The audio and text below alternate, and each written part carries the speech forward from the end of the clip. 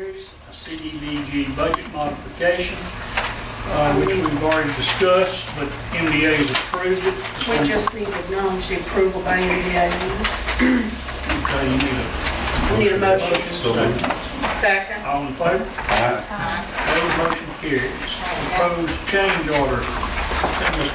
No, he needs to sit You out. might need to stay. I don't know. Okay, well, let's just do it then. Proposed change order number 2, Katrina Infrastructure Yeah. Repairs, Project Area 6. Yep, he does. Motion to, second. All in Did favor? Mr. Parker do that? Mr. Parker did that very loudly. All in favor? Opposed, motion carries. East Railroad Street Sewer Rehabilitation. We have a letter from the city engineer for this with the liner on East Railroad Mr. Street. Sark, y'all know what we're talking about. Yeah, sort of. No, I'm not an engineer, It's but a it liner. made Instead of sense. digging up every, It made sense. Okay. It's a liner. How long Did will we the approve liner, it? what is the life of the liner? Goodness, I don't know. That's a good question. I guess. I mean, it's I guess hopefully not, we're not gonna spend $250,000 and only last a year. No. We did some in Pastor Shan in '03 that I was kind of a part of, and it's still performing fine. I would think it's not going to last as long as a brand new PVC pipe, but it's going to last a good long while. It's fiberglass resin Right. impregnated pipe, so it's kind of that plastic type thing. I would think it's a good lifespan. How much do you reduce the amount, the amount that the pipe will carry? If it's moderate, it's inside of it, right? It is. It's very thin wall, but and it's to some extent, so you will lose some capacity, but to the same extent you gain some because it's slicker than the existing clay pipe. So you gain a little bit of capacity, you lose a little bit. It's probably pretty close to a trade-off. I don't think capacity is that big of a problem for us there. Okay. Whose budget does this come out of? No, contingency fund. contingency fund. The contingency, you know that, okay. I just wanted to know if the money tree out back was still growing. No, this is out of It died, contingency. but we got a contingency. It's a heavy freeze and it didn't make it. All right, thank you. That's one of the few things that we have a We need a little fun motion to. on We this. need a motion. Did you spend it all on So this? moved. You'll Second. second of it. We keep All in building it favor? back up. Opposed, motion carries. Police Department unmarked We just need a motion to spread this unmarked vehicle list into the minutes. Have a motion, Mr. Krueger. Second, Mr. Hammond, all in favor? Discussion, wait a minute. These are unmarked police vehicles? Yes. They're all pretty old, they might be able to figure out who they are. This will be these last FEMA vehicles, I'm gonna be asking for an auction to give us some. After I retire. I mean, I'm looking at some of these and I'm thinking, God, are they still running? Okay, they're just unmarked. We don't care if they're running. We just, the state auditor just wants to know what's marked and what So isn't. many unmarked cars. Okay, that's fine. Thank Okay. you. We got Calvin Foster. See, that's like the letters Well, you on all the didn't car. Okay, all in favor? Opposed, motion carries. 2010 insurance renewal. This Calvin better have good news. You know it. It went down again. Did it? That's always good news. And it's the whole city. That'll take care of that directly. Oh, yeah, that's put it all on the director. We need to here it is, property and equipment.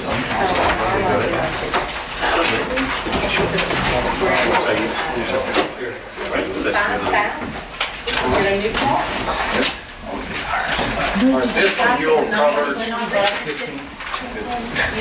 This renewal covers, general liability, your public officials liability, which is you guys, law enforcement liability, the police department, auto liability, auto physical damage, your property, which is your schedule of city buildings, and the equipment.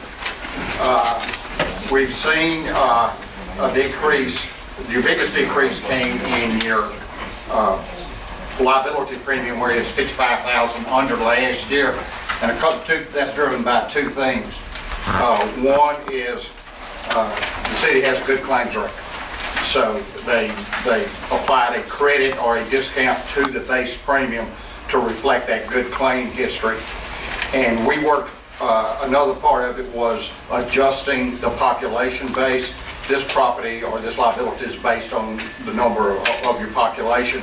So we worked with Mississippi Municipal in adjusting that population base downward, and overall adjusting your liability that reflected a $55,000 savings over last year.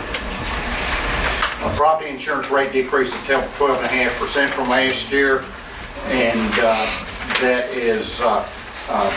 that's including the new building that we added midterm last year. Of course, we've got a couple of new buildings coming up that's really going to, midterm's going to increase those values. But the property has a base rate 12.5% under last year, which was a real solid rate to begin with. And page 2 gives you the outline of the coverage and the limits. Your per occurrence limit on your general liability is $500,000 with $1 million for non-state tort act coverage where you fall outside the tort act. Automobile follows the same way. Your law enforcement liability tracks that, as does your public officials. And there's no deductible on this program.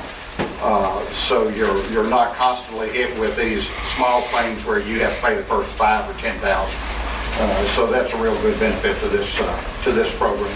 And your premium for that is $101,000. That includes the vehicles beginning on page 3 with your liability. And we updated every department responded very well with a list of their vehicles, and we put that list together and double checked them, so we feel like we have a real solid complete list of the vehicles on the automobile liability. And as you can see, we've got a pretty hefty fleet there. On page 6 is your auto physical damage. You have 2 deductibles there, $1,000 for values less than $20,000 and $2,500 on values more than $20,000. That rate is down some from last year. The vehicles, different classes carry different rates, so it's hard for me to tell whether the rate is down 5% or 10% or whatever, but overall the program shows a decrease. And again, like on the liability, we have a list of the vehicles that we have covered under the physical damage. And we take a look at those from year to year and determine, we got one that we're paying $1,000 premium on, but it's worth $1,200. So you don't need to insure those. So we look at the rate they're charging us per vehicle and the value, and we try to keep this schedule pretty well fine-tuned. Number 9 is your property coverage. You have total values of $13.5 million. Pre-storm, those values were not quite $6 million, I believe, between $5 and $6 million.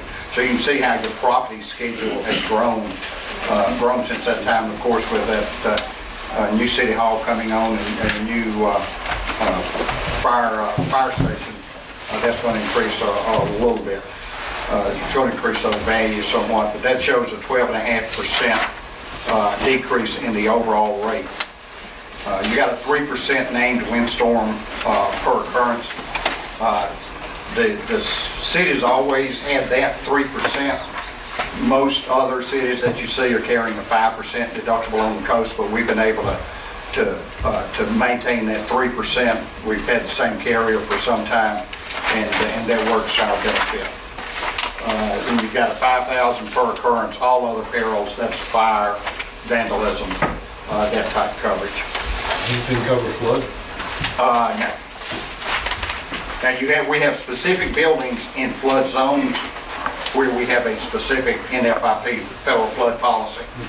And so that those have been, and we work with Becky and FEMA on that, making sure that we meet the requirements on that. Those flood policies don't come up this time of the year. It's just kind of throughout the year.